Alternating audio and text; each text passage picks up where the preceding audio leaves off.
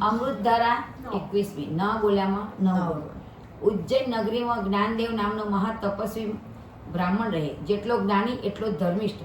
જીવનભર પુરુષોત્તમ માસનું વ્રત કરવાનો સંકલ્પ કરેલો. આખો મહિનો ઉપવાસ કરે. એમ કરતા જ્ઞાનદેવ 70 વર્ષનો થયો.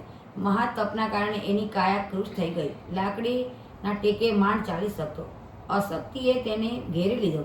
તોય એણે જપ તપ ન છોડ્યા. એવામાં પવિત્ર પુરુષોત્તમ માસ આવ્યો. જ્ઞાનદેવ મૂંઝાણો. સંકલ્પ પ્રમાણે ઉપવાસ તો કરવા જ પડે અને નદીએ સ્નાન કરવા પણ જવું પડે.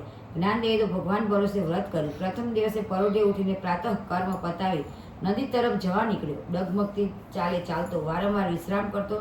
જ્ઞાનદેવ છેક સૂર્યોદય સમય નદીએ પહોંચ્યો.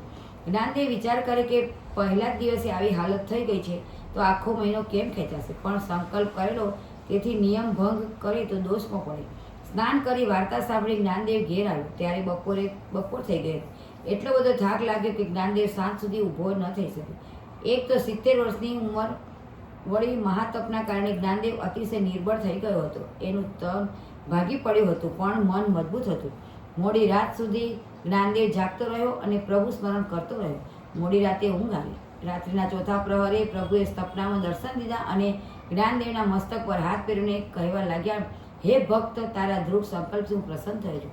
તારો સંકલ્પ ન તૂટે, નિયમ જળવાય એવો રસ્તો ચીંધવા આવ્યો છું.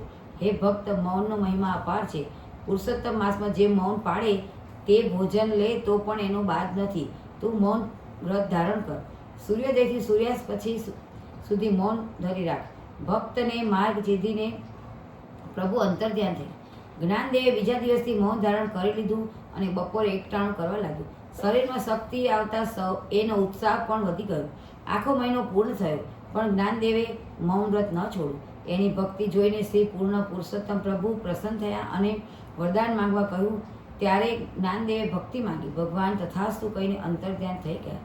ભક્તિમાં જ્ઞાનદેવનું આયુષ્ય પૂર્ણ થયું અને વિમાને ચડીને વૈકુંઠમાં ગયો. એના મૌન વ્રતના ફળથી ઇન્દ્રરાજાને વૃતાસુર રાક્ષસનો વ્રત કર્યો.